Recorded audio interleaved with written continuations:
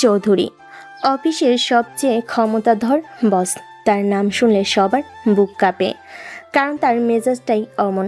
অফিসের নিয়মকানুন, ডেডলাইন সব কিছুতেই তার তীক্ষ্ণ নজর। কর্মীরা তাকে আড়ালে অগ্নিশিখা বলে ডাকে, কারণ তার ব্যক্তিত্বটাই আগুনের মতো জ্বলন্ত। তার সামনে কেউ ভুল করলে রক্ষা নেই, ব্যক্তিগত আক্রমণ করতেও সে পিছুপা হয় না। অন্যদিকে জোবাইর হোক সৌমিক অফিসে নতুন ইন্টার্ন হিসেবে যোগ দিয়েছে। সে শান্ত, নম্র এবং একটু অরুণচণ্ডী স্বভাবের। তার দিন কাটে কোডিং করতে করতে, নতুন নতুন আইডিয়া ভাবনায়। অফিসের কঠোর নিয়মকানুনের সঙ্গে তার তাল মেলানো কঠিন। অফিসের ক্যাফেটেরিয়ায় রিমি লাঞ্চ করছিল। তার সামনে সাজানো একটি গুরুত্বপূর্ণ প্রজেক্টের ফাইল। ঠিক তখনই জোবাইর উদ্ভ্রান্তের মতো এসে রিমির টেবিলের ওপর পড়ে গেল। তার হাতে থাকা চায়ের কাপটি ছিটকে গিয়ে পড়ল রিমির নতুন সাদা শার্টের উপর। রিমি লাফিয়ে উঠে দাঁড়ালো, তার চোখে তখন আগুন জ্বলছে। সৌমিক, এটা আপনি কি করলেন?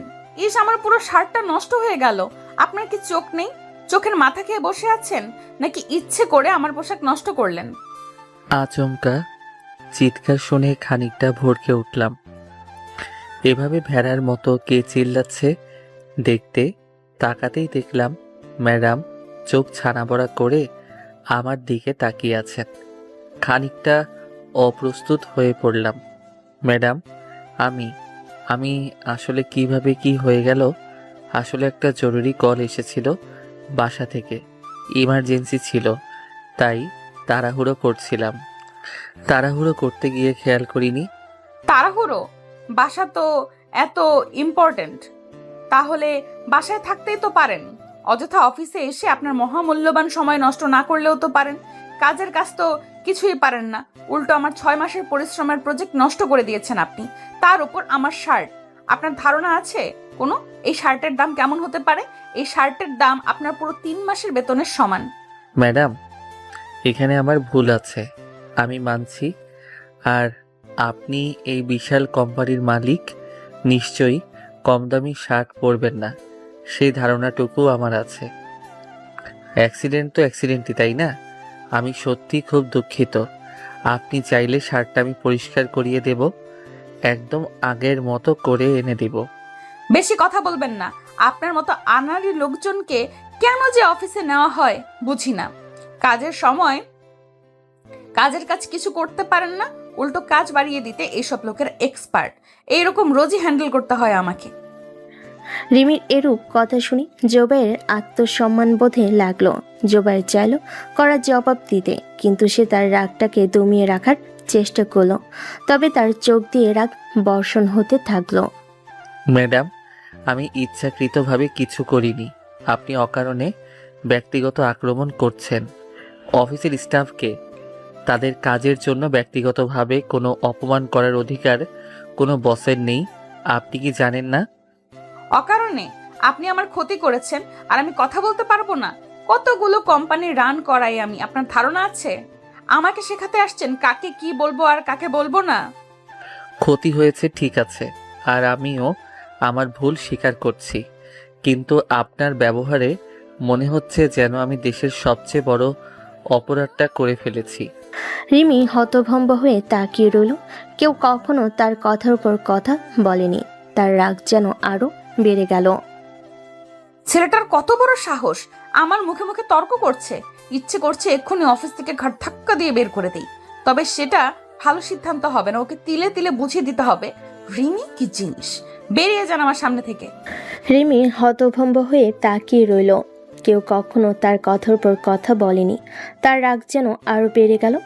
জোবাইয়ের কোনো কথা না বলে রাগে ফোঁস করতে করতে চলে গেল। সেদিন ঝগড়ার পর রিমি সারা রাত ঘুমাতে পারল না। জোবাইরের কথাগুলো তার কানে প্রতিধ্বনিত হচ্ছিল। তার জীবনে কেউ কখনো মুখের উপর এমন কড়া কথা বলেনি। তার অহংকারী মনটা ক্ষতবিক্ষত হলো। সে মনে মনে স্থির করলো, এই ছেলেটাকে একটা উচিত শিক্ষা দিতেই হবে। পরের দিন সকালে অফিস শেষে সে যেন এক নতুন অগ্নিমূর্তি ধারণ করলো। তার প্রথম লক্ষ্য জোবাইর। সৌমিক, পায়ের উপর পা তুলে বসে না থেকে আপনি এক্ষুনি আমার মিটিং রুমে আসুন। আপনার আজকের প্রেজেন্টেশন আছে, সেটা কি ভুলে গেছেন? ম্যাডামের কথাগুলো তীব্রভাবে আমার দিকে ছুঁড়ে এলো। অবশ্য উনি কথাগুলো ইচ্ছে করেই তীব্র করে বলেছেন, অহংকারী বলে কথা। তাই কাল ওনার সাথে আমার তর্কগুলো ম্যাডামের হজম হচ্ছে না ঠিক। আমি কালই নিশ্চিত ছিলাম উনি আমাকে হেনস্থ করার জন্য চেষ্টার একটুকু কমতি রাখবেন না। রিমি এমনভাবে বলল যেন জোবাইরের কোনো কথা বলার সুযোগই নেই। জোবাইর কিছু বুঝে ওঠার আগেই রিমির পিছু পিছু মিটিং রুমে গেল। রুমের ভেতর যেন তখন একটা পিন পড়ল, শব্দ শোনা যাবে এমন নীরবতা। জোবাইর যখন তার প্রেজেন্টেশন শুরু করল, রিমি তার প্রতিটি স্লাইডে খুঁত ধরতে লাগলো। এটা কি করছেন? এই গ্রাফটা এত এলোমেলো কেন? আপনার কি ডেটা অ্যানালাইসিস সম্পর্কে ন্যূনতম জ্ঞান নেই? কোথা থেকে ইন্টার্নশিপ করেছেন আপনি? অফিস প্রজেক্ট কিভাবে গ্রাফ শো করতে হয় আপনি জানেন? ম্যাডাম, আমি গ্রাফটা তৈরি করার সময় ডেটার ফ্লো বোঝানোর চেষ্টা করেছি। যদি আপনি দেখেন গত 3 মাসের গ্রোথ রেট এখানে স্পষ্ট। আপনি একটু ভালো করে দেখুন। ম্যাডাম আমাকে আর কিছু বলতে না দিয়ে আমার মুখের কথাগুলো কেড়ে নিলেন। স্টপ! আপনার স্পষ্টতায় কোনো পেশাদারিত্ব নেই। এটা একটা স্কুলের প্রজেক্টের মতো দেখাচ্ছে। মনে হচ্ছে আপনার কোনো মনোযোগই ছিল না। সমস্ত মনোযোগ তো বাড়ির অন্যান্য কাজে। ইউজলেস। ম্যাডাম, আমি আমার প্রেজেন্টেশনের জন্য গত 2 দিন ধরে কাজ করেছি। রাত জেগে প্রতিটি ডেটা পয়েন্ট বিশ্লেষণ করেছি। আপনি আমার প্রচেষ্টাকে এভাবে অপমান করতে পারেন না। চেষ্টা? আপনার চেষ্টা যদি এমন হয় তাহলে আপনি অফিসে না এসে বাড়িতে বিশ্রাম নিতে পারতেন।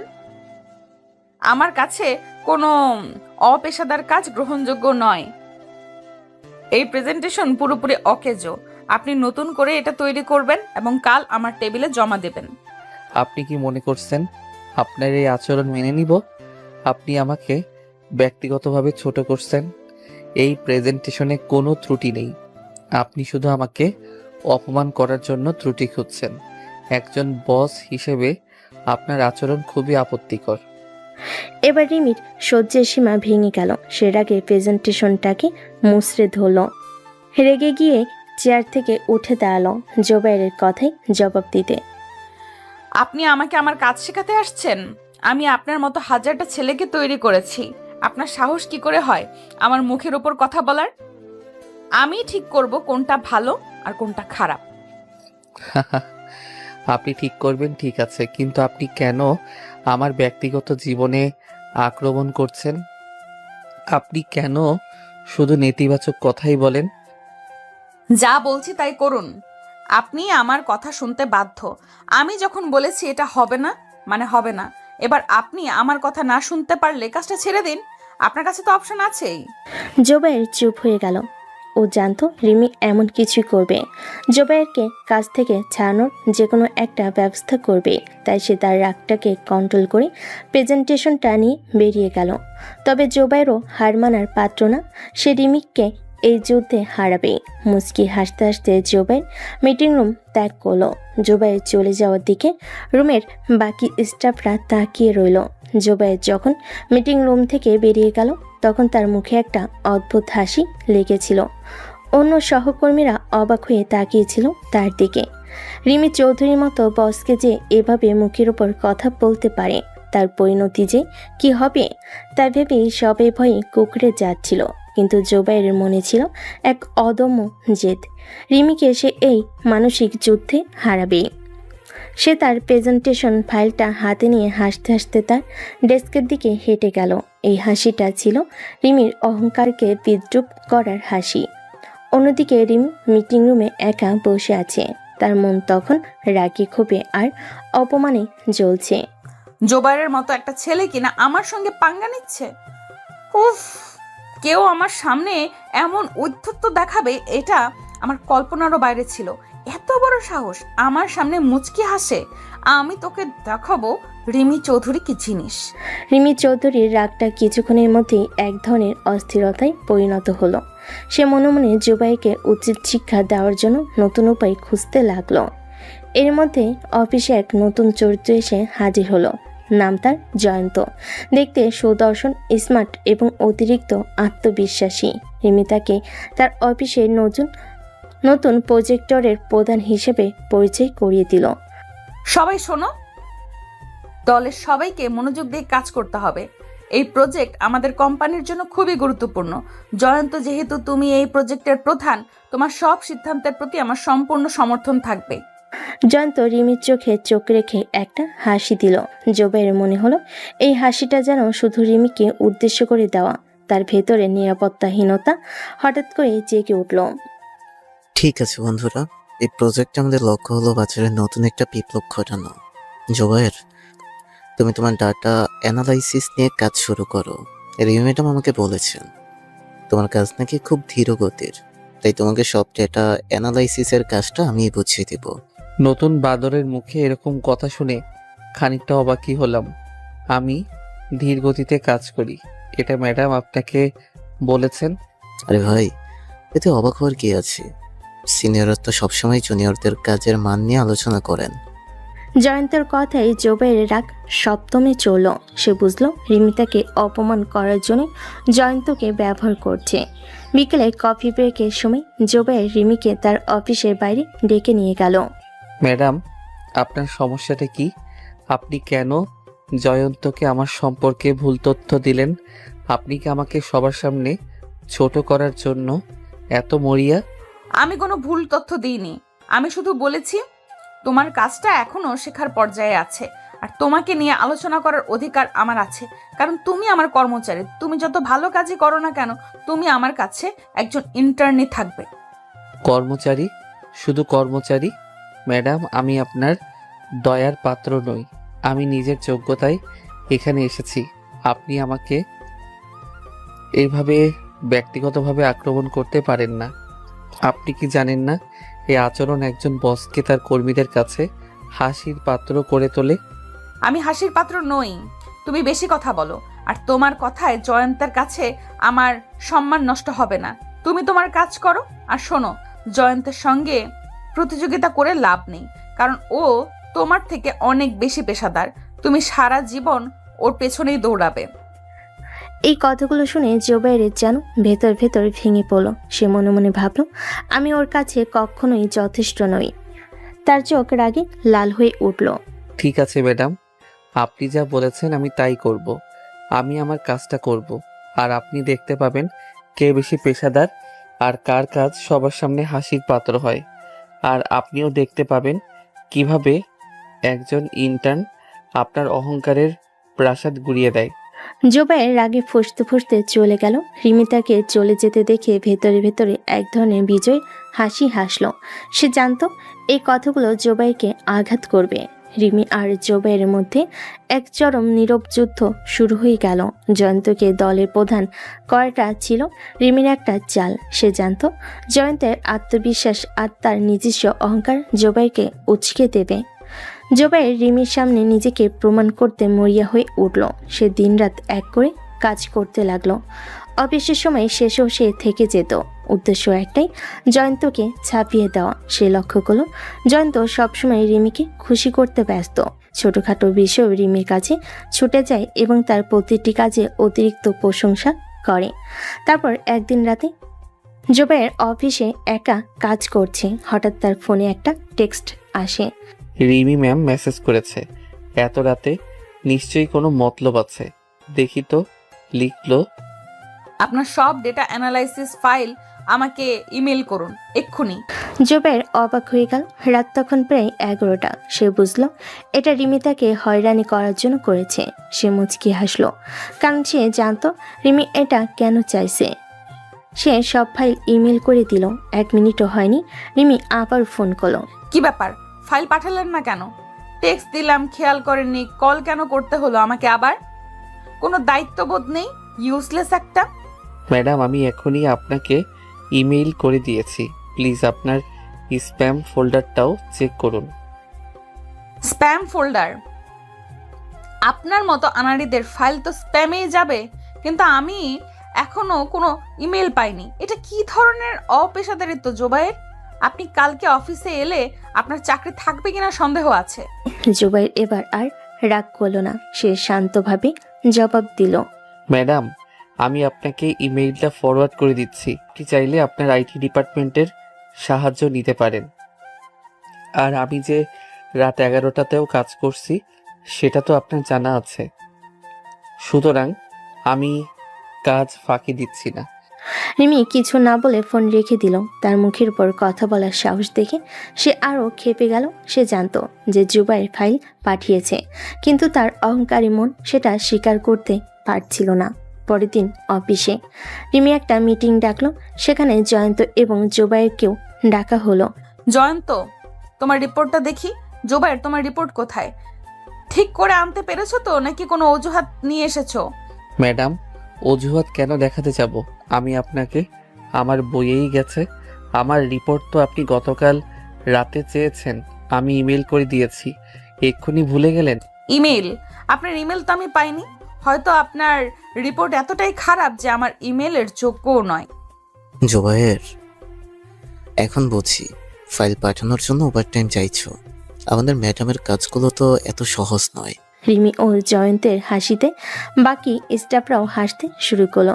জুবাইর এবার একটু চুপ থাকলো না। জুবাইর এবার আর চুপ থাকলো না। সে তার ল্যাপটপ খুলে বড় স্ক্রিনে তার ইনবক্সটা প্রজেক্ট করলো।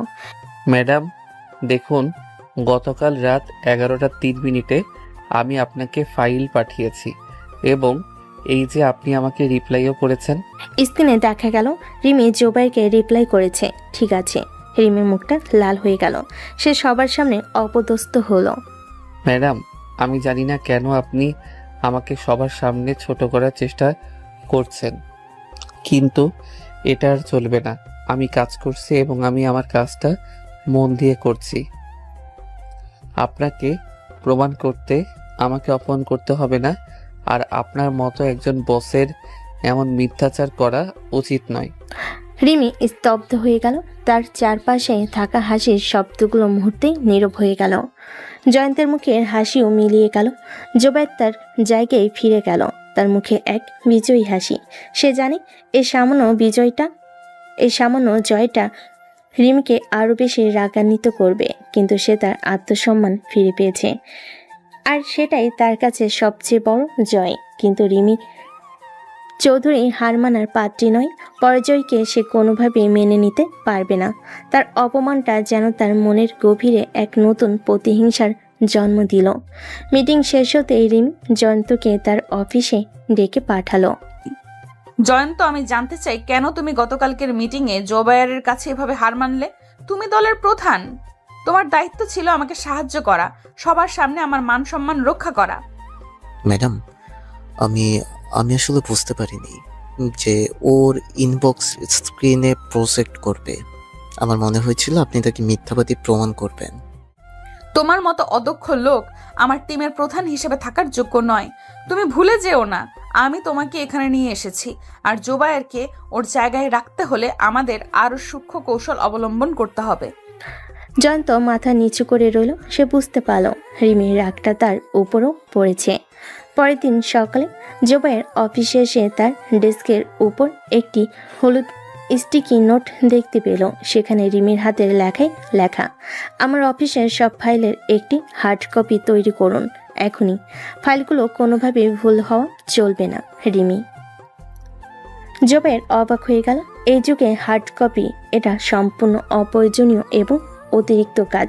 সে বুঝল এটা রিমি তাকে শাস্তি দেওয়ার জন্য করেছে, কিন্তু সে চুপচাপ কাজ শুরু করলো। সারাদিন সে হাজার হাজার পৃষ্ঠায় ফাইল প্রিন্ট করতে লাগলো। তার হাতে ব্যথা হয়ে গেল, কিন্তু সে হাল ছাড়ল না।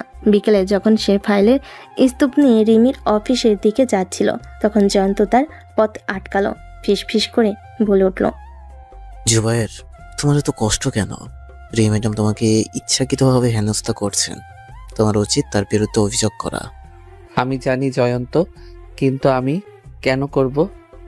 ম্যাডাম চাইছেন আমি ভেঙে পড়ি, তিনি চাইছেন আমি তার কাছে হার মেনে চাকরি ছেড়ে দেই, কিন্তু আমি তা করব না। আমি তাকে দেখাবো যে তার এই ক্ষুদ্র প্রতিহিংসা আমাকে কিছুই করতে পারবে না। জুবাইর তার কথা শেষ করে ফাইলের স্তূপ নিয়ে রিমির অফিসে প্রবেশ করলো। রিমি তখন এক কাপ কফি হাতে নিয়ে বসেছিল। তার চোখে এক চিলতে হাসি ঠাট্টা সুরে বলে উঠল, কি ব্যাপার, ফাইলগুলো সব নিয়ে এসেছেন? মনে হচ্ছে অনেক পরিশ্রম করেছেন। আপনার মতো আনাড়িদের কাছ থেকে এত পরিশ্রম আশা করিনি। জোবায়েরকে দেখে সত্যি অনেক ক্লান্ত দেখাচ্ছিল। ম্যাডাম, আমি আপনার সব নির্দেশ পালন করেছি। ফাইলগুলো এখানে আছে, আপনি চাইলে পরীক্ষা করে দেখতে পারেন। পরীক্ষা আমি কেন করব? আপনার মতো লোকের কাজে আমার বিশ্বাস নেই। এই ফাইলগুলো আপনি আবারও প্রিন্ট করবেন। আমি 1 মিনিটের জন্য এই ফাইলগুলোকে আমার অফিসে দেখতে চাই না। জোবায়ের হতভম্ব হয়ে গেল। তার মুখের সব জেদ যেন এক মুহূর্তে মিলিয়ে গেল। তার সারাদিনের পরিশ্রম এভাবে নষ্ট করে দেওয়া হবে, এটা সে কল্পনা করেনি। রিমি তার দিকে তাকিয়ে এক বিজয়ের হাসি হাসল। তার চোখে আনন্দ ফুটে উঠল। জোবাইয়ের হতাশা দেখে তার ভেতরের অহংকার যেন আরো বড় হয়ে গেল। ম্যাডাম, আপনি আপনি এটা কেন করছেন? আমার কি কোনো ভুল ছিল? ভুল? আপনার ভুল হলো আপনি আমার একজন কর্মচারী, আর আমি যা বলি তাই হবে। এখন আপনি যেতে পারেন। জোবাইয়ের মাথা নিচু করে ফাইলের স্তূপ নিয়ে বেরিয়ে গেল। তার চোখ দিয়ে জল গড়িয়ে পড়ছিল। সে বুঝতে পারল রিমির এই মানসিক অত্যাচার তার কাজের চেয়েও বেশি কষ্ট দিচ্ছে। অন্যদিকে রিমি জোবাইরের চলে যাওয়ার দিকে তাকিয়ে এক তৃপ্তির হাসি হাসল। সে জানত জুবাইরের এই কষ্টই তার সবচেয়ে বড় আনন্দ। জুবাইর যখন ফাইলের স্তূপ হাতে নিয়ে রিমির অফিস থেকে বেরিয়ে এল, তার মনটা যেন এক টুকরো কাচের মতো ভেঙে গেল। সারাদিনের পরিশ্রম এভাবে এক মুহূর্তে তুচ্ছ হয়ে গেল, এটা সে মেনে নিতে পারছিল না। তার চোখ দিয়ে গড়িয়ে পড়া জলগুলো কেবল হতাশা নয়, আত্মসম্মানে আঘাত লাগার যন্ত্রণা ছিল। সে তার ডেস্কের দিকে হাঁটতে লাগলো। রিমি চৌধুরী, তুমি আমাকে কি মনে করো? আমি কি তোমার কৃতদাস? হ্যাঁ, আমি একজন ইন্টার্ন, কিন্তু আমারও আত্মসম্মান আছে। তুমি আমার কঠোর পরিশ্রমকে এভাবে পায়ে মারিয়ে যেতে পারো না। আমি হার মানব না। তোমার এই অহংকার আমি গুড়িয়ে দেব। আমার চোখের জলই একদিন তোমার পরাজয়ের কারণ হবে। জুবাইর তার ভেতরে রাগ আর জেদকে নতুন করে জাগিয়ে তোল। সে ফাইলের স্তূপটাকে তার ডেস্কের পাশে রেখে দিল। তার মনে হলো রিমি শুধু তার পরিশ্রমকে নয়, তার অস্তিত্বকেই অস্বীকার করেছে। এই অপমানটা তার জন্য নতুন করে শক্তি হয়ে উঠল। অন্যদিকে রিমি তার অফিসে বসে জুবাইরের চলে যাওয়ার দিকে তাকিয়েছিল। তার মুখে একটা বিজয়ের হাসি ছিল, কিন্তু মনের ভিতর এক অদ্ভুত শূন্যতা অনুভব করল। সে ভাবল, অবশেষে ছেলেটা ভেঙে পড়ল। ওর চোখে জল দেখে আমার কেমন ভালো লাগছে। এটাই তো চেয়েছিলাম, যেন বুঝতে পারি যে আমার ক্ষমতা কতটুকু।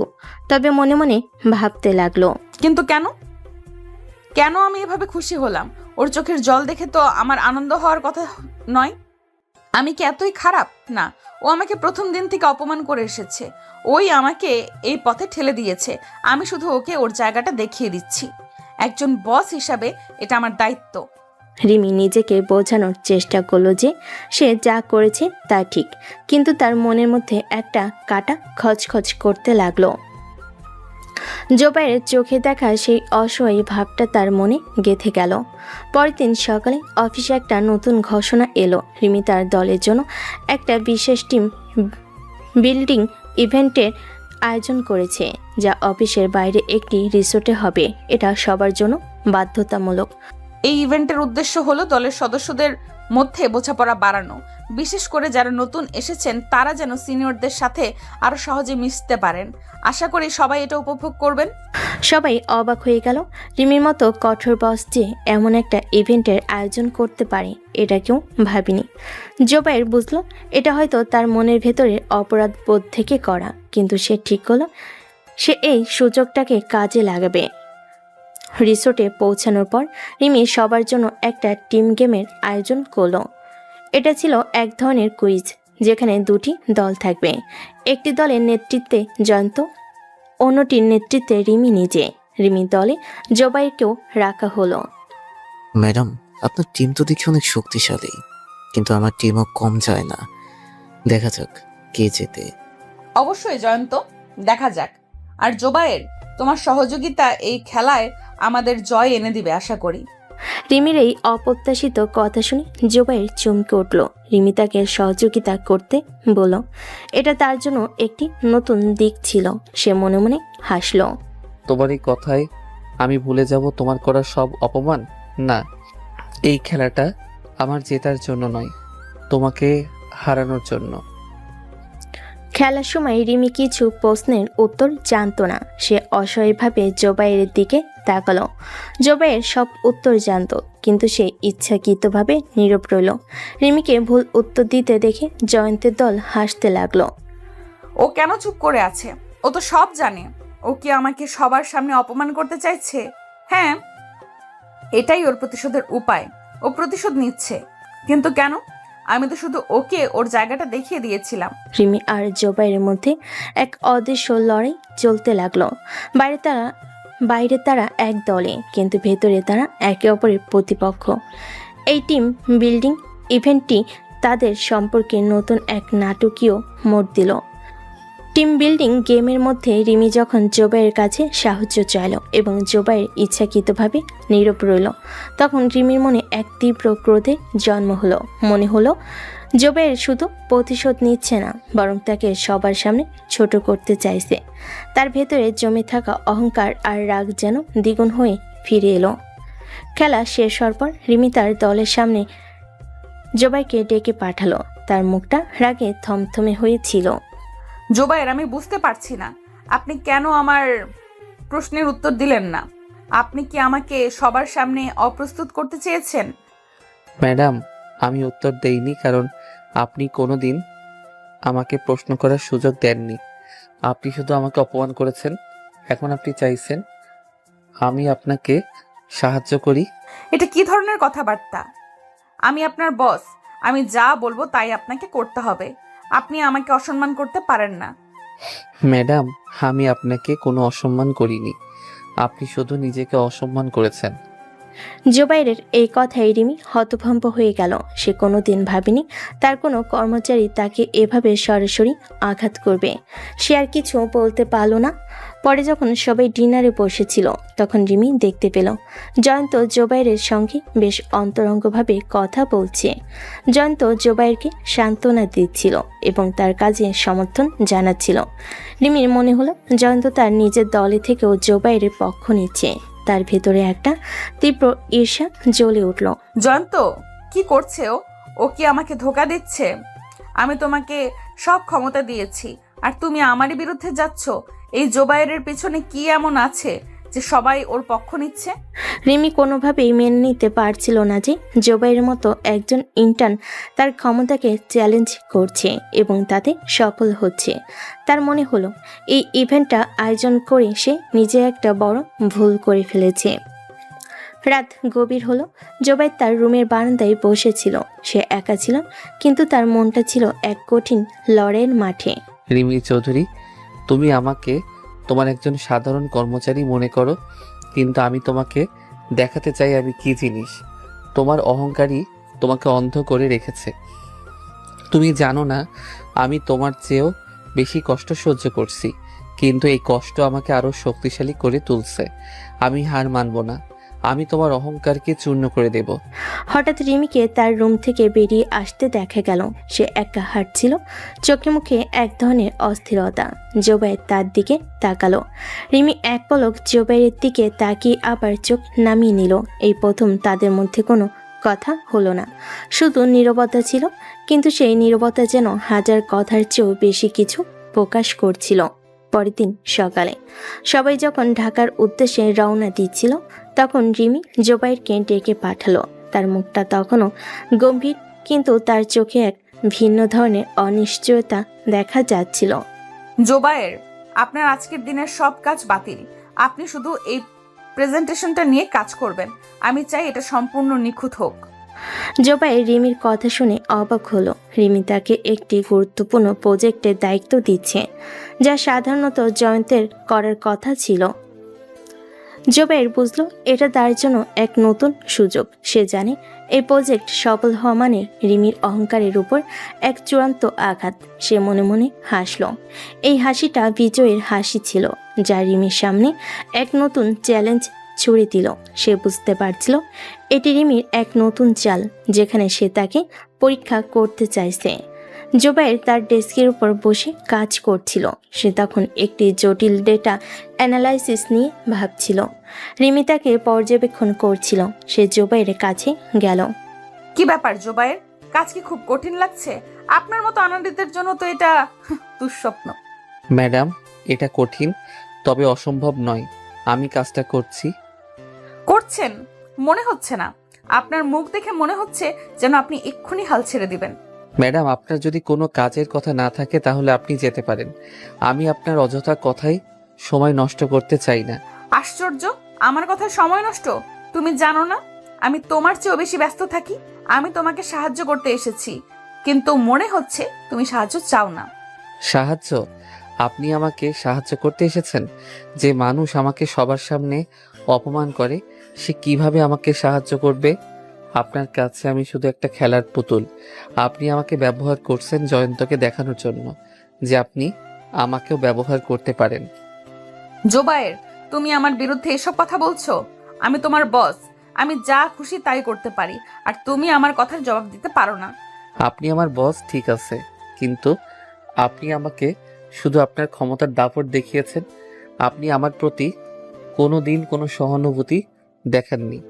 আপনি কি জানেন আপনার দেওয়া সেই হার্ড কপির কাজটা আমার জন্য কতটা কষ্টদায়ক ছিল? আপনি কি জানেন আমি সেদিন সারা রাত ঘুমাতে পারিনি? সেটা তোমার সমস্যা। আমার কোনো কর্মচারী যখন আমার আদেশ অমান্য করে তখন আমি তাকে শাস্তি দিই। এটা আমার নীতি। আর তোমার চোখের জল আমার কাছে কোনো ব্যাপারই নয়। জোবায়ের এবার আর কোনো কথা বলল না। সে তার মাথাটা নিচু করে ফেল। রিমি তার দিকে তাকিয়ে রইল। সে দেখল জোবায়ের চোখ দিয়ে এক ফোঁটা জল গড়িয়ে পড়ল। এই প্রথম রিমি জোবাইকে এত ভেঙে পড়তে দেখল। তার মনের ভেতরে এক অদ্ভুত অনুভূতি হলো। ও কি সত্যিই কষ্ট পাচ্ছে? আমি কি ওকে বেশি কষ্ট দিয়ে ফেললাম?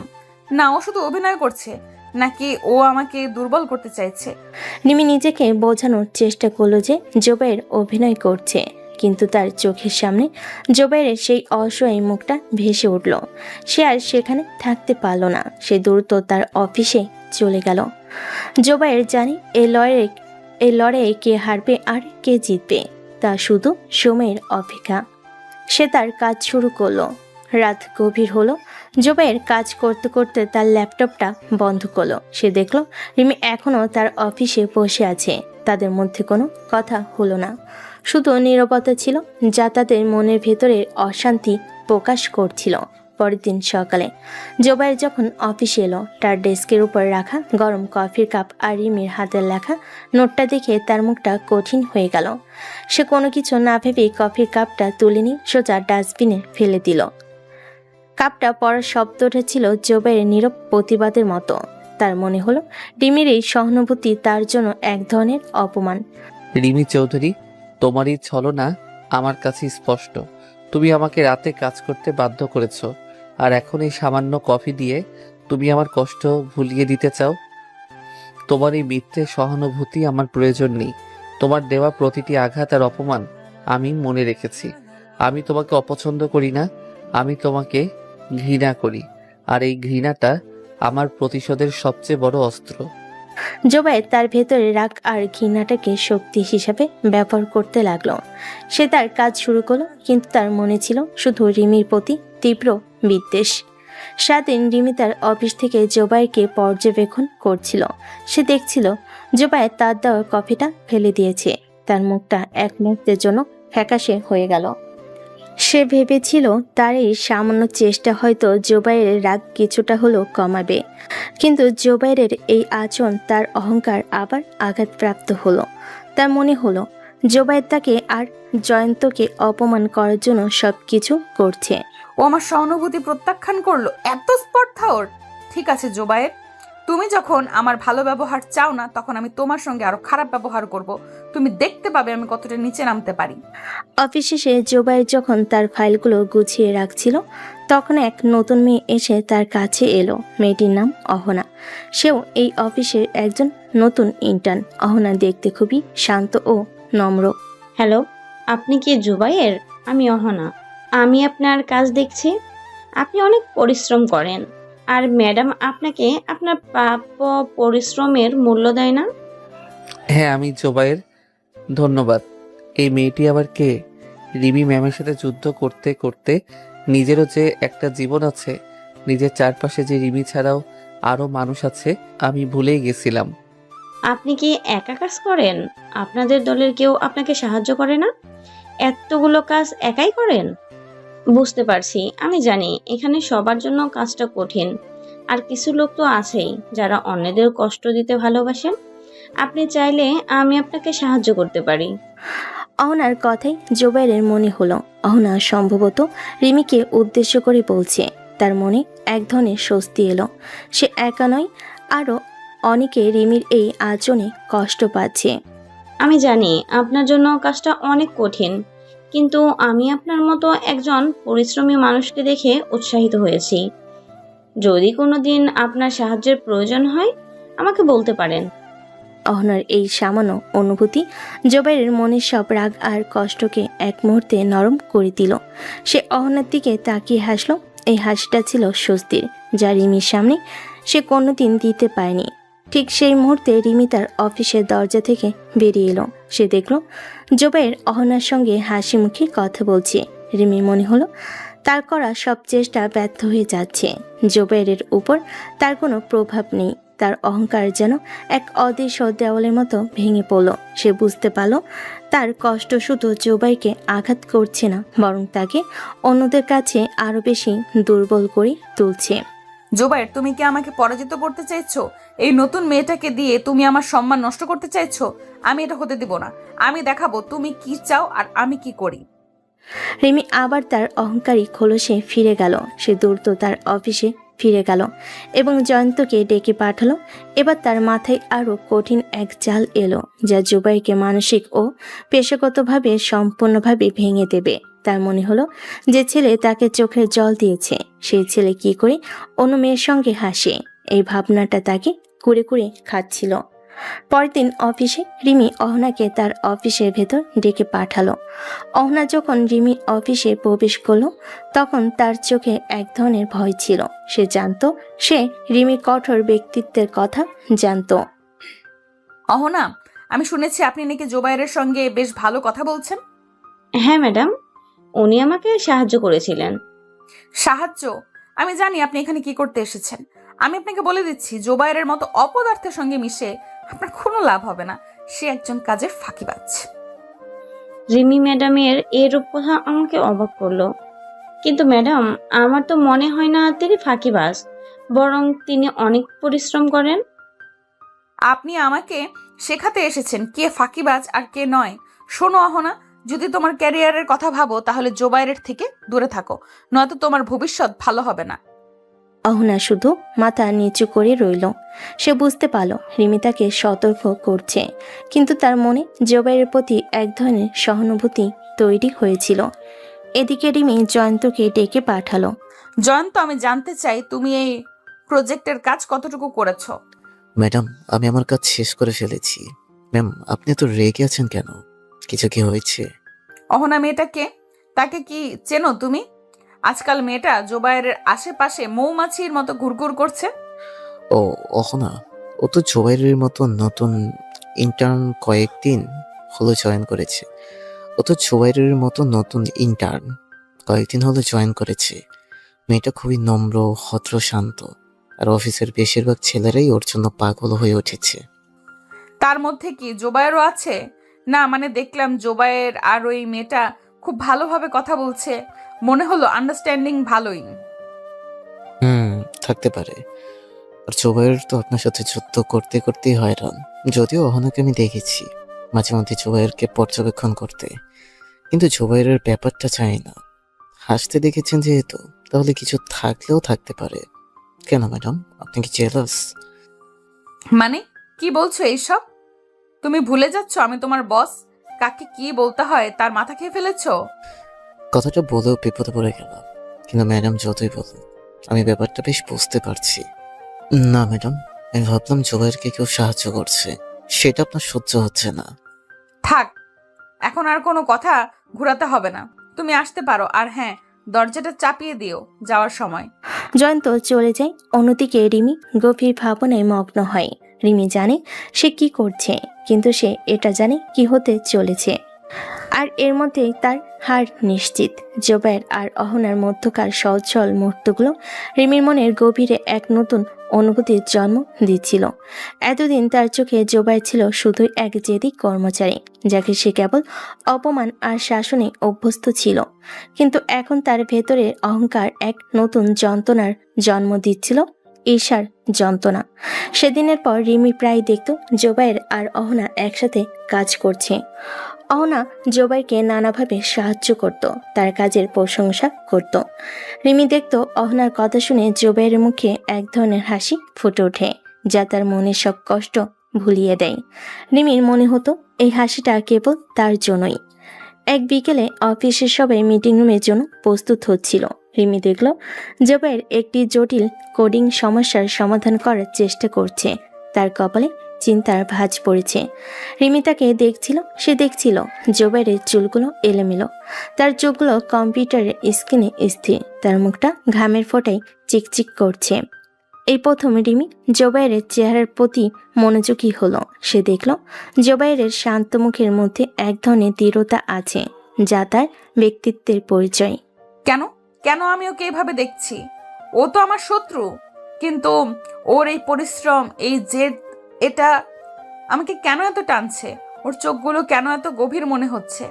রিমি নিজেকে বোঝাতে পারল না। সে দেখল অহনা জোবাইরের কাছে গেল এবং তাকে একটি টিস্যু পেপারে দিয়ে বলল, আপনার কপালে ঘাম জমেছে। আমার কথা শুনে জুবাইয়ের মুস্কি হেসে টিস্যুটা নিল। আপনার প্রেজেন্টেশন কমপ্লিট? এই তো শেষ প্রায়। দেখছিলাম কোনো এরর আছে কিনা। আপনি বসুন এখানে। জুবাইর আমাকে তার পাশে বসতে বলল। 1 মিনিটের জন্য সুযোগটা হাতছাড়া করলাম না, তার পাশে বসে পড়লাম। এই অফিসের প্রায় সব ছেলেরাই আমাকে নানাভাবে ইমপ্রেস করার চেষ্টা করেছে, কিন্তু জুবাইর একমাত্র যে কোনোদিনও আমার সাথে যে কথা বলেনি। একজন পুরুষ মানুষের এরকম কঠিন ব্যক্তিত্বের উপর যে কোনো নারীরই লালসা হবে, আমি তার ব্যতিক্রম নয়। জুবাইর কাজ করছিল আর আমি তাকে মুগ্ধ হয়ে পর্যবেক্ষণ করতে লাগলাম। মনে হলো সময়টা যেন এখানেই থেমে যাক। অন্যদিকে রিমি এসব দেখছিল। সে না চাইতো কষ্ট পাচ্ছিল। সে উপলব্ধি করতে পারছিল কেন এমন হচ্ছে তার সাথে। কি চাই সে? জোবাইরের পরাজয় নাকি অন্য কিছু? এতগুলো সিট থাকতে অহনাকে জোবায়েরের পাশেই কেন বসতে হবে? সে কি অন্য কোনো সিট পেল না? অফিসের সব স্টাফ নাকি ওর জন্য পাগল? তার মধ্যেই কাউকে বেছে নিক না। জোবায়েরকে কেন তার বাঁচতে হবে? তার কাছে কেন ঘেঁষবে? উফ, আমার এত অস্থির লাগছে কেন ওদের একসাথে দেখে। রিমির ভাবনার অবসান ঘটিয়ে দিয়ে জয়ন্ত রিমির দিকে এক গ্লাস পানি এগিয়ে ধরল। চোখের সামনে পানি দেখে রিমির হুঁশ ফিরল। ম্যাম, একটু ঠান্ডা পানি খান, খেয়ে মাথাটা ঠান্ডা করুন, তাহলে সমস্ত অস্থিরতা কেটে যাবে। জয়ন্ত এসব কি বলছে? আমার অস্থিরতা কেটে যাবে মানে? ও কি আমার মন পড়ছে কোনোভাবে? শাট আপ, নিজের কাজ করো, আমাকে নিয়ে ভাবতে হবে না তোমার। মিটিং শুরু হলো। রিমি দেখল জোবাইর তার প্রেজেন্টেশন ফাইলটা নিয়ে তার জায়গায় বসল। রিমির মনে তখন কেবল একটাই ভয়, এই প্রেজেন্টেশনে যদি কোনো ভুল হয় তাহলে সে জোবাইরকে আর কখনো দেখতে পারবে না। সে ভয় পাচ্ছিল যে জোবাইর তার কাছ থেকে দূরে চলে যাবে। এই ভয়টা তার কাছে সম্পূর্ণ নতুন ছিল। আমি কি করছি? আমি কেন এত ভয় পাচ্ছি? ও তো আমার কর্মচারী, কিন্তু আমার মনে হচ্ছে আমি ওকে হারাতে চলেছি। আমি ওকে কষ্ট দিয়েছি, অপমান করেছি। ও কি আমাকে ক্ষমা করবে? রিমি মিটিংয়ের মধ্যে জোবাইরের দিকে তাকালো। তার চোখগুলো জোবাইরকে খুঁজে ফিরছিল। জোবাইর তখন প্রেজেন্টেশন দিয়েছিল, সে কথা বলছিল, তার মুখটা ছিল আত্মবিশ্বাসে পরিপূর্ণ। এই প্রথম রিমি জোবাইরের কথায় মনোযোগ দিল। সে দেখল জোবাইরের কথা বলার ধরন, তার ব্যক্তিত্ব সবকিছুই অন্য সবার চেয়ে আলাদা। ও তো এত ভালো কথা বলতে পারে, আমি কেন ওকে আগে খেয়াল করিনি? আমি কেন শুধু ওর ভুলগুলোই দেখেছি? আমি কি ওর মতো একজন ভালো মানুষকে হারাতে চলেছি? মিটিং শেষে জোবাইর তার ডেস্কের কাছে গেল। রিমি তাকে তার অফিসে ডেকে পাঠালো। তার মুখে এক ধরনের নরম ভাব ছিল, যা আগে কেউ কখনো দেখেনি। জোবায়ের, আপনার প্রেজেন্টেশনটা অনেক ভালো ছিল। আমি আপনার পরিশ্রম দেখতে পেয়েছি, এইভাবেই কাজ করে যাবেন। জুবাইর রিমির কথা শুনে অবাক হয়ে গেল। এই প্রথম রিমি তার প্রশংসা করলো। ধন্যবাদ ম্যাডাম, আমি সবসময়ই ভালোভাবেই কাজ করেছি, তবে আপনার ইগো আমার কাজটাকে কখনো গুরুত্ব দেয়নি। আশা করি আমাদের মধ্যে একজন বস আর স্টাফের যে সাধারণ সম্পর্ক থাকে সেটাই থাকবে। আপনার ইগো, অহংকার এসব কাজের প্লেসে না আনলেই আমি খুশি হব। জুবাইর স্পষ্ট কথাগুলো রিমির মনে গভীরে এক নতুন আঘাত করলো। সে ভেবেছিল তার সামান্য প্রশংসা জুবাইরকে নরম করবে, কিন্তু জুবাইরের কথায় তার ভুল ভেঙে গেল। জুবাইরের মুখ থেকে এমন কঠিন কথা শোনার পর তার গর্ব চূর্ণ বিচূর্ণ হয়ে গেল। সে বুঝতে পারল তার অহংকার কতটা দূরে ঠেলে দিয়েছে জুবাইরকে। আমার ইগো, আমার অহংকার, আমি কি এমন করেছি যে ও আমাকে এত ঘৃণা করে? ও নিজেও সেদিন আমাকে অপমান করেছিল সবার সামনে, আর সেদিন আমার মাথা এমনিতেও খারাপ হয়ে গেছিল। ধ্যাৎ, ভালো লাগে না। আমার সামান্য একটি প্রশংসা কি ওর কাছে এতই তুচ্ছ? রিমির মনে এক ধরনের যন্ত্রণা শুরু হলো। সে তার অফিসে বসে রইল, তার চোখ দিয়ে জল গড়িয়ে পড়ছিল। সে বুঝতে পারছিল জুবাইরের প্রতি তার অনুভূতি শুধু ভালোবাসা নয়, বরং এক ধরনের পরাজয়। সে জুবাইরের কাছে পরাজিত হয়েছে, কিন্তু আর অহংকার, তার ইগো জুবাইরকে অনেক আগেই তার কাছ থেকে দূরে সরিয়ে নিয়েছে। পরের দিন থেকে রিমি তার আচরণে পরিবর্তন আনলো। সে অফিসের সবার সঙ্গে নম্রভাবে কথা বলতে শুরু করলো, কিন্তু তার মনটা জুবাইরের দিকে পড়ে থাকতো। সে দেখত জুবাইর আর অহনা একসঙ্গে লাঞ্চ করছে, একসঙ্গে কাজ করছে। তাদের সহজ হাসি, তাদের সহজ সরল কথাবার্তা রিমির মনে এক ধরনের কষ্ট দিত। এক বিকেলে রিমি দেখল অহনা আর জুবাইর একসঙ্গে অফিস থেকে বের হচ্ছে। রিমি তাদের পেছন পেছন গেল। সে দেখল তার একটি কফি শপে গিয়ে বসেছে। রিমি তাদের দূর থেকে দেখছিল। জুবাইর, আপনাকে আগের থেকে খুব অন্যরকম লাগছে। কিছুদিন আগেও রিমি ম্যামের দেওয়া স্ট্রেস, কাজের চাপে আপনি সবসময় মনমরা হয়ে থাকতেন। আমি লক্ষ্য করতাম আপনাকে, খারাপ লাগতো, কিন্তু কিছু করতে পারলাম না, কারণ আমিও আপনার মতোই একজন স্টাফ। হ্যাঁ, আমিও একটু বাচ্চাদের মতো আচরণ করেছি। আমি ভুলেই গেছি রিমির ম্যামের মতো মানুষ আমার জীবনে তার দক্ষ ক্ষমতা প্রয়োগ করার চেষ্টা করছে, আর আমার জিদও তাকে তার পথ প্রশস্ত হয়ে দিচ্ছিল। তারপর রিয়ালাইজ করলাম ওনাকে আমার ইগনোর করতে হবে। তারপর আপনার নেক্সট প্ল্যান কি? এখানে কাজ করবেন নাকি অন্য কোথাও জয়েন করার ইচ্ছে আছে? ম্যাম, এরকম করলে মনে হয় না বেশি দিন টিকতে পারবো। সে যাকগে, তোমার কথা বলো। আমার কথা? আমার কথা কি তুমি বোঝো না? সবকিছু কেন তোমাকে বুঝিয়ে দিতে হচ্ছে তোমাকে, জুবাইর? আমার কথা শুনে অহনা ওর মাথা নিচু করে নেয়। কি হলো ওর? কিছু কি হয়েছে? মেয়েটা সবসময় আমার পাশে থাকে, আমার সাপোর্ট করে। ওর জন্যই আমি সব স্ট্রেস ভুলে থাকতে পারি। সত্যি বলতে আমি কৃতজ্ঞ ওর কাছে। কি হলো অহনা, চুপ কেন? ইচ্ছে করছিল জুবাইরকে বলে দেই যে আমি তাকে কতটা পছন্দ করি, তার ব্যক্তিত্ব আর কথা বলার ধরন। সে যে আমার কাছে আমার স্বপ্নের সুপুরুষের মতন, কিন্তু কোথাও গিয়ে সাহস হচ্ছিল না। তাই মনের কথাগুলো মনেই দমিয়ে নিলাম। মানে, পরে বলবো আমার কথা। কাল তো ফ্রাইডে, আপনি ফ্রি তো? হ্যাঁ, কাল আমি ফ্রি আছি। কেন, আপনার কোনো সাহায্য দরকার? সাহায্য না, তবে সঙ্গ দরকার। আপনি আসলে ভালো হতো। সময় হবে আপনার আমাকে দেওয়ার জন্য? কেন হবে না? আপনিও না এত ফর্মালিটি দেখাচ্ছেন। আপনি অ্যাড্রেসটা সেন্ড করেন দিন, আমি সময় মতো দেখবেন হাজির হয়ে গেছি। কথা শেষে বিল পে করে জুবাইর আর অহনা যে যার বাড়ির দিকে চলে যায়। ওদের হাসি মাখানো চেহারাগুলো রিমির মনে ভাসতে লাগলো। তার চেহারাটা যেন মলিন হয়ে গেল। সেখানে আর দাঁড়িয়ে থাকতে পারল না, ড্রাইভারকে ডেকে বাড়ি চলে গেল। একরাশ মন খারাপ নিয়ে অফিস ড্রেস অবস্থায় বিছানায় হাত পা মেলে শুয়ে পড়ল। রিমির মনে হতে থাকলো তার মনে এক বিশাল পাথর জমা হয়ে আছে, আর সেটার কারণ আর কেউ না, জুবাইর। সে আনমনেই বলতে থাকে, তুমি কি করছো? তুমি কেন ওকে আমার থেকে কেড়ে নিচ্ছ? ও তো আমার, ওর কষ্ট, ওর রাগ, ওর সব কিছু আমার। আমি তো কিছুই চাইনি জুবাইরের সাথে আমার সম্পর্ক এরকম হোক। আমি তো কেবল ওকে ভালোবাসতাম। ও ও তো আমাকে কখনোই সেভাবে খেয়ালও করেনি। নিজের জগতে এতটাই মগ্ন থাকতো, অথচ আমরা একই কলেজে পড়তাম, একই করিডোরে হাঁটতাম। তোমার না পাওয়ার অপ্রাপ্তি আমি তো ভুলতেই চেয়েছিলাম। সবাই তোমাকে পছন্দ করতো, তোমার চারপাশের আলোয় আমি যেন আরো বেশি আড়াল হয়ে যেতাম। আমি তো চেয়েছিলামই তোমার সাথে কথা বলতে, চেয়েছিলাম তোমাকে আমি ভালোবাসি বলতে। তোমার ব্যক্তিত্ব, তোমার শান্ত স্বভাব আমাকে প্রবলভাবে আকর্ষিত করতো। কিন্তু তুমি তোমার জগতে এই মগ্ন থাকতে কখনো সাহসও হয়ে ওঠেনি তোমার সাথে কথা বলার। আর এখন যখন কথা হচ্ছে, তুমি আমাকে এখন শুধু ঘৃণাই করো। এইটাই কি আমাদের শেষ পরিণতি? এই অপ্রাপ্তি আর হতাশা থেকে রিমির ভেতরে অহংকারের জন্ম হয়।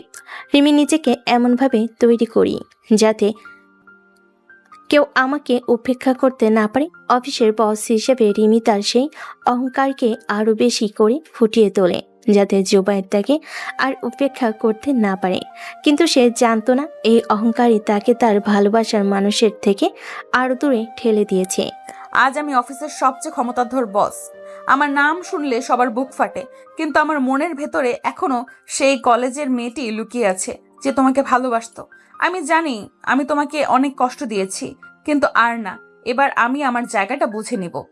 পরের দিন জুবায়ের পার্কের একটা বেঞ্চে বসে অহনার আসার অপেক্ষা করছিল।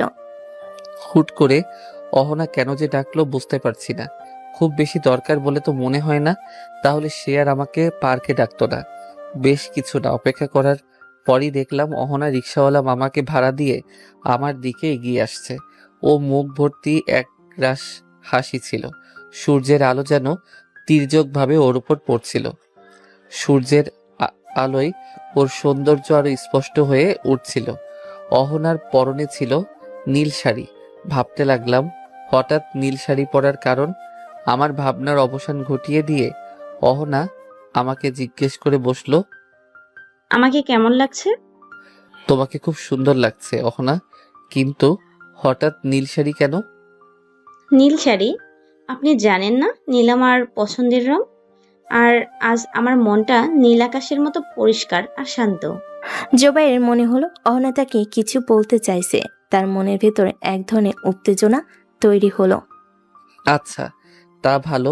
তবে এখানে ডেকেছো কোনো বিশেষ কারণে, অথবা তুমি কিছু বলতে চাও? অহনা অহনা আমার কথা শুনে পাশের খালি জায়গাটায় বসে পড়ে। বসে তার চোখ দুটো উঁচু করে আমার দিকে তাকায়। হ্যাঁ, বলতে চাই। ইভেন অনেক কিছুই বলতে চাই। জানি না কতটুকু আপনি শুনতে পারবেন আর ঠিক কতটুকু আমি বলতে পারবো। অহনার কথা শুনে খানিকটা অপ্রস্তুত হয়ে পড়লাম। ও এমন কোনো কথা বলবে না তো যেটা আমার সম্পর্ক নষ্টের কারণ হয়ে দাঁড়াবে? বলো তুমি অহনা, কি বলতে চাও? আমার কথা শুনে মনে হলো অহনা সাহস পেল। আজকে আমি নীল শাড়ি পরেছি তোমাকে দেখানোর জন্য। আমি জানি তোমার কাছে অদ্ভুত লাগছে, আর আমাদের সম্পর্কটাও খুব বেশি একটা দিনের না। আর এটাও জানি তুমি আমাকে তোমার বন্ধু হিসেবে দেখো, কিন্তু জুবাইয়ের, আমার কাছে তুমি তার চেয়েও বেশি কিছু। অহনার কথা শুনে জুবায়ের অবাক হয়ে গেল। সে বুঝতে পারছিল অহনা তাকে কি বলতে চাইছে। তার মনের ভেতরে এক ধরনের ভয় আর অস্থিরতা তৈরি হলো।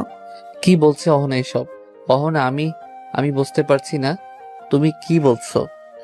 তাহলে সহজ সাবলীল ভাষায় বলি, জুবাইয়ের, আমি তোমাকে ভালোবাসি। তোমার ব্যক্তিত্ব, তোমার কথাবার্তা, তুমি সবার থেকে আলাদা। আর তোমার এই আলাদা বৈশিষ্ট্যই তোমাকে আমার চোখে স্পষ্ট করে তুলেছে। তাই আমি না চাইতেও তোমার প্রতি আমার ভালো লাগাটা বাধা দিতে পারি না। জুবায়েরের মুখে কোনো কথা এলো না। সে অহনার দিকে তাকিয়ে রইল। তার মনে হঠাৎ রিমির কথা ভেসে উঠল। ভালোবাসার এই মামলায় হঠাৎ রিমির কথা মনে পড়াটা ওর হজম হলো না। তার মনের ভেতর তখন এক ধরনের দ্বন্দ্বের সৃষ্টি হলো। অহনা, তোমার ভালোবাসাটা এত সরল কেন? তোমার মনে কোনো জটিলতা নেই, কোনো অহংকার নেই। আর আমার মনটা কেন এত জটিল? কেন আমি তোমার মতো একজন ভালো মানুষকে ভালোবাসতে পারছি না? জুবাইয়ের মনে তখন হঠাৎ রিমির কথা ভেসে উঠল।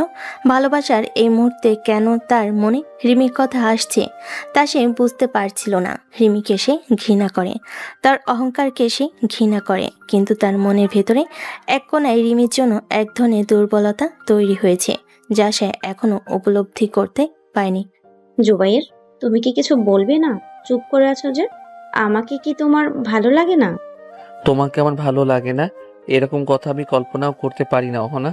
তুমি খুব ভালো মেয়ে, তোমাকে যে কেউ ভালোবাসতে চাইবে, কিন্তু কিন্তু কি জুবাইয়ের? যে কেউ ভালোবাসতে চাইবে, কিন্তু তুমি? আমি তো অন্য কারো থেকে ভালোবাসা চাচ্ছি না। আমি তোমার উত্তরটা জানতে চাই। অহনা, আমি তোমাকে কষ্ট দিতে চাই না। অহনা, আমি দুঃখিত, আমি তোমাকে ভালোবাসতে পারবো না। জোবাইয়ের কথা শুনে অহনার চোখ দিয়ে জল গড়িয়ে পড়ল।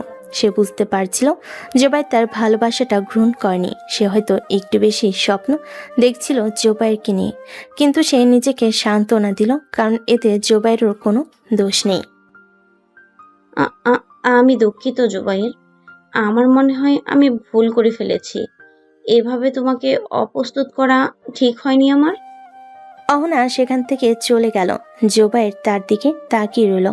তার মনের ভিতরে এক ধরনের যন্ত্রণা কাজ করছিল। সে বুঝতে পারছিল সে অহনার মন ভেঙে দিয়েছে, কিন্তু তার এই যন্ত্রণার কারণ শুধু অহনার নয়, সে নিজেও ভেতরে ভেতরে কষ্ট পাচ্ছিল। অহনা চলে যাওয়ার পর আমিও পার্কে থেকে চলে যাওয়ার উপক্রম ধরি। ঠিক তখনই আমার নজরে কিছু আটকায়। এতক্ষণ আমি খেয়ালও করিনি এটা তো সেই জায়গা। সেই জায়গায় এসে আমরা বন্ধুরা এসে আড্ডা দিতাম, সময় কাটাতাম। আর আমার রিমঝিম রিমঝিম নামটা নিয়ে জোবাইরের বুক চিনচিন করে উঠল। রিমঝিম ছিল জোবাইরের জীবনে একটি অপ্রত্যাশিত ঘটনা। রিমঝিম ছিল ওর প্রথম ভালোবাসা, যাকে সে কখনোই তার ভালোবাসার কথা জানান দিতে পারেনি। তার আগে মেয়েটা কলেজ ছেড়ে চলে যায়। এরপর কয়েক বছর জোবাইর রিমঝিমকে খুঁজেছে, লেকে এসেছে, সময় কাটিয়েছে এই আশাই হয়তো প্রতিবারের মতো সন্ধ্যা হলে রিমঝিম আবারও এই লেকের ধারে সিঁড়িগুলোতে বসবে। হয়তো আবারও জোবায়ের তার হারিয়ে যাওয়া ভালোবাসা খুঁজে পাবে, কিন্তু সে খুঁজে পায়নি। পুরনো সেই ঘটনা, তাকে লুকিয়ে লুকিয়ে রিমঝিমকে দেখা, লেকের ধারে গাছের পেছন থেকে তাকে পর্যবেক্ষণ করা, অপেক্ষা করা, সবই তার মনে জীবন্ত হয়ে উঠল। জোবায়ের চোখে রিমঝিম ছিল এক আলাদা মেয়ে, যে অন্য সবার থেকে ভিন্ন ছিল। রিমঝিম, তুমি হারিয়ে গেলে। অনেক তো খুঁজলাম তোমাকে। হুট করে উধাও হয়ে যাওয়াটা কি খুব বেশি জরুরি ছিল? তুমি কি জানো আমি তোমাকে কতটা মিস করি? তুমি কেন হঠাৎ করে চলে গেলে? পেলাম না আর তোমাকে খুঁজে। তুমি কি জানো না আমার মনে এখনো তোমার জন্য জায়গা আছে? জোবায়ের লেকের সিঁড়িতে এসে বসলো। তার মনটা তখন রিমঝিমের স্মৃতিতে ডুবেছিল। হঠাৎ সে দেখল লেকের অন্য পাশে একজন মেয়ে বসে আছে। জোবাইয়ের পেছন থেকে মেয়েটাকে দেখলো। তার মনে হলো মেয়েটিকে সে চেনে। তার পরনে একটা মেরুন রঙের ঘাগরা, চুলগুলো খোলা। বিকেলের নরম আলোয় মেয়েটিকে আরো সুন্দর লাগছিল। জোবাইয়ের কলেজ জীবনের কথা মনে পড়ল। রিমঝিমও বিকেলের দিকে এ লেকের সিঁড়িতে এসে বসে সময় কাটাতো। এই মেয়েটা কে? কেন ওর চলাফেরার মধ্যে আমি রিমঝিমকে দেখতে পাচ্ছি? ওর পোশাক, ওর চুল, এমনকি ওর বসার ভঙ্গিটাও রিমঝিমের মতোই। এই অদ্ভুত মিলের কারণ কি হতে পারে? জোবাইরের মনে এক ধরনের অস্থিরতা কাজ করছিল। সে ধীরে ধীরে মেয়েটার দিকে এগিয়ে গেল। তার প্রতিটি পদক্ষেপ এক ধরনের উত্তেজনা আর ভয় ছিল। যখন সে মেয়েটার কাছে পৌঁছালো, তখন সে যা দেখল তাতে তার পৃথিবী যেন থমকে গেল। মেয়েটার মুখটা যখন তার দিকে ফিরল, জোবাই দেখল এটা আর কেউ নয়, এটা রিমি, তার অফিসের অহংকারী বস। রিমি ম্যাম, আপনি তাও এখানে? জোবায়ের, দুজনের চোখে চোখ পড়তে নীরবতা নেমে এলো। জোবাইরের মনে তখন অনেক প্রশ্ন। রিমি ম্যাম, তাও এই লেকের ধারে? আর ওনার পোশাক, উনি তো কখনো এসব পোশাক পরেন না। তাহলে হঠাৎ এভাবে এখানে, তাও একটা অন্য রকম মানুষের সাজে? মন তখন বারবার একটা ইঙ্গিতই দিচ্ছিল, কিন্তু আমি মানতে নারাজ ছিলাম। এই অহংকারী বদমেজাজি মেয়েটা কিছুতেই আমার রিমঝিম হতে পারে না। তুমি এখানে লেকের ধারে কি করছিলে? কাউকে খুঁজছিলে? প্রশ্নটা তো আমার করা উচিত। আপনি এখানে কি করে এলেন? আপনার আপনার পোশাক আশাক এরকম কেন? কেন মনে হচ্ছে আপনি আমার খুব কাছের কেউ? কি বলছে জোবায়ের এসব? সে কি তবে আমাকে চিনতে পেরেছে? তবে আমি তো ওর কাজের কেউ ছিলাম না। ও তো আমাকে চিনতো না পর্যন্ত। মানে কি বলছো এসব? লেকের ধারে সবাই আসতে পারে, এটা তো পাবলিক প্লেস, তাই না? সবাই আসতে পারে, আমি মানছি, কিন্তু আপনাকে আমার অন্যরকম লাগছে। আপনি যেভাবে বসেছিলেন ঠিক সেইভাবে সেই জায়গাটাতেই আমার খুব কাছের কেউ বসে থাকতো। কাছের কেউ? কার কথা বলছো তুমি জুবায়ের? কে ওখানে বসে থাকতো? কার কাছে আমাকে তুমি মিলাচ্ছ? জুবাইরকে কথা জিজ্ঞেস করতে করতে রিমি একদম জুবাইরের কাছে চলে এলো। তাদের মধ্যে শুধু হাওয়া ঢোকার মতো জায়গা খালি ছিল। রিমির এত কাছে আসায় জুবাইর আরো অস্থির হয়ে উঠল। রিমি জুবাইরের কাছে আসেই রিমির শরীর থেকে এক অদ্ভুত সুন্দর ঘ্রাণ জুবাইর অনুভব করলো। আর এই ঘ্রাণও তার খুব চেনা। সে খুব অসহায় হয়ে উঠল নিজের কাছে। ফর গড সেক, আপনি পুরো আমার রিমঝিমের মতো। প্লিজ আমার থেকে নিজেকে দূরে রাখুন। আপনার শরীর থেকে আসা এই চেনা ঘ্রাণ আমাকে উন্মাদ বানিয়ে দিচ্ছে। জুবাইয়ের কথায় রিমি অবাক হয়ে গেল। তার চোখ দিয়ে জল গড়িয়ে পড়ছিল। ও বিশ্বাস করতে পারছিল রিমির ও বিশ্বাস করতে পারছিল না রিমির অস্তিত্ব সম্পর্কে জুবাইর জানে, অথচ সে এতদিন অবধি জানতো শুধু রিমি জুবাইরকে চেনে। রিমঝিম নামের কাউকে জুবাইর চেনে না। ম্যাম, আপনি চুপ করে আছেন কেন বলুন না প্লিজ। চুপ করে থাকবেন না। জুবাইর রিমির কাছে আর্তনাদ করতে লাগলো। সেও পাগলের মতো করছিল রিমঝিমের জন্য। সেটা রিমি বুঝতে পারছিল, কিন্তু সে নীরব হয়ে রইল আর অঝরে চোখের পানি ফেলতে লাগলো। রিমি ম্যাম, আপনার এই নীরবতা আমাকে আরো কষ্ট দিচ্ছে। আপনি কেন আমাকে কিছু বলছেন না প্লিজ বলুন যে আপনি রিমঝিম। হঠাৎ রিমি ম্যাম আমাকে জড়িয়ে ধরে হাউমাউ করে কাঁদতে লাগলেন।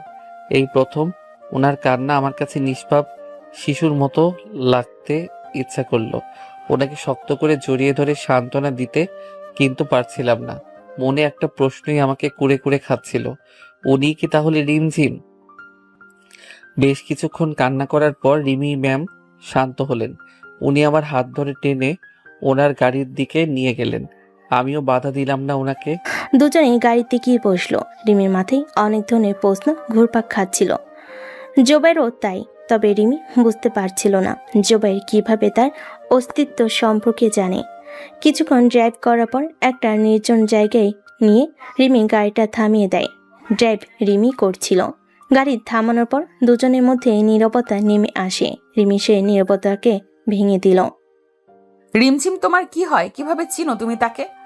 আগে আপনি আমার প্রশ্নের জবাব দিন। আপনি কি আমার রিমঝিম? হ্যাঁ হ্যাঁ, আমি রিমঝিম। আমি সেই রিমঝিম যে কলেজ থেকে হুট করে উধাও হয়ে গিয়েছিল শুধুমাত্র একটা ছেলের ভালোবাসার অভাব বোধ থেকে, নিজেকে তার মনে করে। বারবার আমার রিমঝিম করছো। তুমি রিমঝিম সম্পর্কে কি জানো? আর কেনই বা এত উদাসীন হচ্ছ? তুমি তো অস্তিত্ব সম্পর্কেও কখনো জানোনি। জুবাইরের অস্থিরতা দেখে রিমি আর নিজেকে সামলাতে পারল না। তার চোখ দিয়ে অঝরে জল গড়িয়ে পড়ছিল। শেষমেশ সে স্বীকার করে নিল সে আর কেউ নয়, সে রিমঝিম। রিমির কথায় জুবাইরের পৃথিবী যেন থমকে গেল। সে বুঝতে পারছিল না রিমি কেন বলছে জুবাইর তার অস্তিত্ব সম্পর্কে জানতো না, যেখানে আর পুরোটা জুড়েই রিমঝিম ছিল। কি? আমি জানতাম না রিমির অস্তিত্বের ব্যাপারে? Are you out of your mind? তুমি কি বলছো এসব রিমঝিম? তোমার কোনো ধারণাই নেই যেখানে আমার পুরোটা জুড়ে শুধু তুমিই ছিলে সেখানে তোমার অস্তিত্বই আমি জানবো না? কিভাবে বলছো এসব? Do you have any idea how much I suffered for you? কত খুঁজেছি তোমাকে আমি, পাগলের মতো ভালোবাসতাম আমি তোমাকে। তোমার পথ অনুসরণ করা, কোথায় যাচ্ছ, কি করছো সবকিছু আমার জানা ছিল রিমঝিম।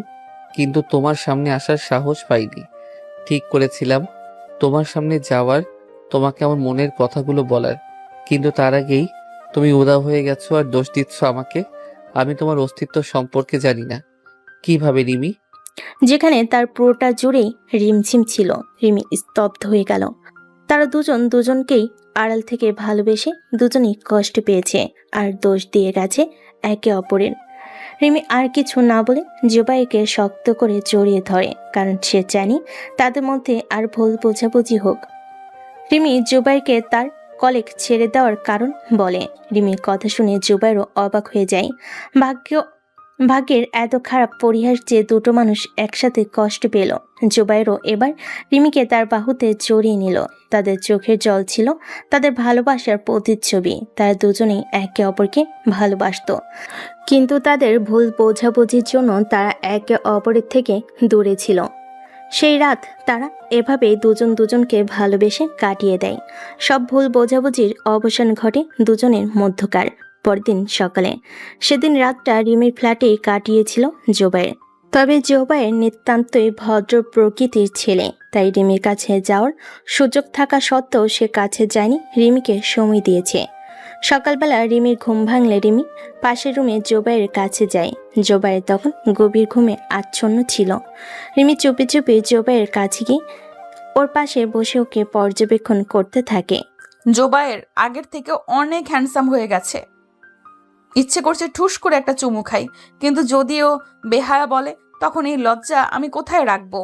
রিমি নিজের অজান্তেই জোবাইরের ঘুমন্ত চেহারার মায়ায় পড়ে জোবাইরের কপালে ছোট্ট করে চুমু খায়। তবে রিমি বুঝতে পারেনি জোবাইর জেগেছিল। ও চুমু খাওয়ার সাথে সাথেই জোবাইর রিমিকে খাপলে ধরে খাটে ফেলে দেয়। কি হলো? এটা একা একা চুমু খাচ্ছিলে? এটা কিন্তু ভারী অন্যায়। আমারও তো অধিকার আছে তোমাকে চুমু খাওয়ার, কিন্তু তুমি তো আমার অজান্তেই কাজ সেরে ফেলছিলে। জোবাইরের কথা শুনে রিমি লজ্জায় লাল হয়ে যায়। সে হাত দিয়ে তার মুখ চেপে ধরে। রিমিকে এভাবে লজ্জা পেতে দেখে জোবাইর হু হু করে হেসে ওঠে। থাক ম্যাডাম, আর লজ্জা পেতে হবে না। আপনি না চাইতে আমি কিছু করব না, এই বিশ্বাস রাখতে পারেন।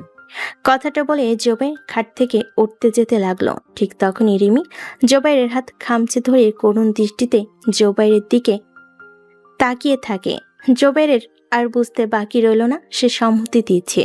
জোবাইর আর এক মুহূর্ত দেরি না করে রিমির দুটো নরম পাপড়ির মতো ঠোঁট দুটোকে তার আয়ত্তে নিয়ে নেয়। কিছুক্ষণ পর রেডি হয়ে নাও, আজ অফিসে যাওয়া হবে না, তোমাকে নিয়ে ঘুরতে যাব। এখন কোথায় যাবে? রেডি হতে হবে তো আমার। তোমার হুট করে মাথায় কি সব প্ল্যান আছে? এতদিন পর আমার রিমঝিমকে কাছে পেয়েছি, তাকে নিয়ে সময় কাটাবো না এমনটা হয়? চলো যাও, ফ্রেশ হয়ে রেডি হয়ে নাও। জোবাইর আর রিমি দুজনেই রেডি হয়ে নেয়। রিমি মেরুন রঙের একটা শাড়ি পরে আর জোবাইর অফ হোয়াইট শার্ট। দুজনকে দেখতে একদম পারফেক্ট কাপড় লাগছিল। তারা দুজনেই খুশি ছিল। জোবাইর ড্রাইভ করে রিমিকে কোথাও একটা নিয়ে যেতে লাগলো। রিমি জানতো না কোথায় যাচ্ছে তারা। কি গো, কি হলো? কোথায় যাচ্ছি আমরা? তুমি তো জায়গাটার নাম বলনি এখনো। বললে কি এমন ক্ষতি হবে শুনি? চমক না থাকলে ঘোরা যাবে না। আর তুমি কি একটু শান্ত হয়ে বসে থাকতে পারো না? একটু পরে আমরা পৌঁছে যাব, তখন সবটা জানতে পারবে। এবার চুপটি করে বসো। রিমি মুখ গম্ভীর করার চেষ্টা করলো। ভেতরে ভেতরে তার কৌতূহল বাড়ছিল। গাড়ি শহরের কোলাহল ছেড়ে ধীরে ধীরে সবুজের দিকে এগুতে লাগলো তারা। এই সবুজ যেন তাদের নতুন জীবনের প্রতি ইঙ্গিত দিচ্ছিল। রিমি জানালা খুলে বাইরের পরিবেশ দেখতে লাগলো। বাতাস এসে তার চুলগুলো এলোমেলো করে দিচ্ছিল, যা জোবাইরের অবস্থা খারাপ করে দিচ্ছিল। সে ড্রাইভ করতে পারছিল না। আর মন চলে যায় রিমির দিকে। নদীর ধারে প্রায় 1.5 ঘন্টা পর তারা পৌঁছালো নদীর ধারে। জায়গাটা শান্ত, চারপাশে কাশ বন, হালকা বাতাসে দুলছে। দূরে কয়েকটা নৌকা চলছে। নদীর জল রোদে চিকচিক করছে। এইখানে কত সুন্দর! বলতেই হবে জোবায়ের, তোমার চয়েস খুব ভালো। ভালো বলেই তো তোমাকে ভালোবেসেছিলাম। খারাপ হলে তো এখন আমার পাশে অন্য কেউ থাকতো। অন্য কাউকে আমি গুলি করে মেরে ফেলতাম। তোমার পাশে আর কাউকে না, শুধু আমাকে মানায়, বুঝলেন মিস্টার জোবায়ের? জি ম্যাডাম, খুব ভালো করে বুঝেছি। ভাবছিলাম তোমাকে একটু ভিন্ন পরিবেশে নিয়ে যাই। কাজের চাপ তো সবসময় আমাদের ঘিরেই থাকে, তাই এই সুযোগটা আমি কিছুতেই হাতছাড়া করলাম না। রিমি কিছুক্ষণ চুপ করে থাকলো। প্রকৃতির সৌন্দর্য উপভোগ করার সময় জোবাইয়ের দিকে তাকিয়ে তার ভেতরে অদ্ভুত এক শান্তি নেমে এলো। তার নদীর ধারে ধীরে ধীরে হাঁটছিল। রিমির চুল বাতাসে উড়ছিল। জোবাইয়ের মাঝে মাঝে তার দিকে তাকাচ্ছিল। জানো, এতদিন তোমাকে ভুল বুঝেছিলাম। তোমার রাগের পেছনের মানুষটাকে চিনতেই পারিনি। তুমি যে আমার রিমঝিম, এটা চিনতে আমার কত সময় লেগে গেল। অথচ তুমি আমাকে ঠিকই চিনতে পেরেছো। কিন্তু আমায় নিয়ে এক বিশাল ভুল ধারণা নিজের মনে পুষে রেখেছিলে। এর জন্য আমিও তোমাকে সব সময় প্রতিপক্ষ ভেবেছি। অথচ দেখো, তোমার ভালোবাসা পাওয়াটাই যেন আমার সব থেকে বড়। কথাটা শেষ করলো না রিমি। তবে জোবাইর তার চোখে আবেগটা পড়তে পারল। একটু পরে দুপুর ঘনিয়ে এলো। পাশে একটা দোকান ছিল, সেখানে ওরা একসাথে বসে খেতে লাগলো। খাবারের সাথে সাথে গল্প জমে উঠল। অফিসের মজার ঘটনা, কলেজ জীবনের স্মৃতি, শখ আর স্বপ্ন। রিমি প্রথমবারের মতো নির্ভর হয়ে হাসছিল। জোবাইয়ের মনে মনে ভাবল, এই হাসি তো আমি এতদিন খুঁজছিলাম।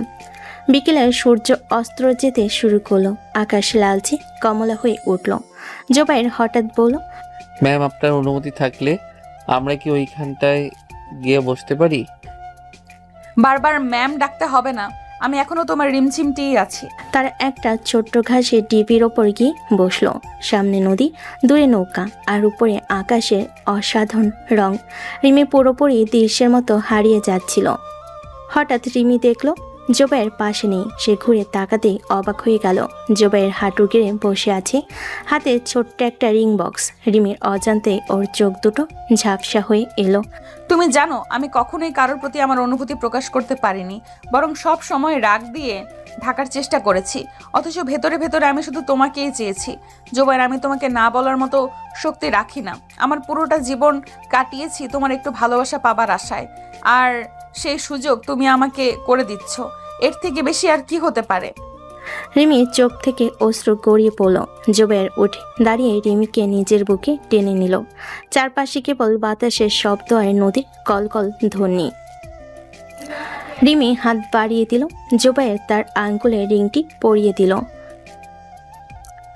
দুজনেই হেসে উঠল। এই হাসিতে ছিল অশ্রু, মুক্তি আর ভালোবাসার অঙ্গীকার। তাহলে তুমি হ্যাঁ বললে? এর চেয়ে ভালো উত্তর তোমার জন্য নেই।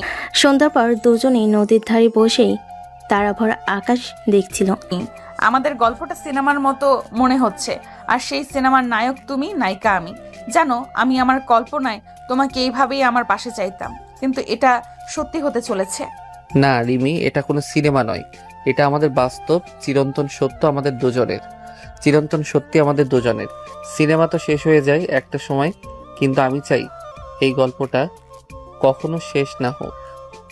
তাদের হাত একে অপরের হাতে শক্তভাবে ধরা ছিল।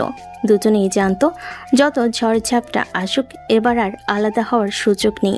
সেই দিনটা তাদের জীবনের মোড় ঘুরিয়ে দিল। কেবল অফিসের সহকর্মী নয়, তারা হয়ে উঠল একে অপরের জীবনের সঙ্গী। ভালোবাসা সব ভুল বোঝাবুঝি পেরিয়ে জয়ী হলো।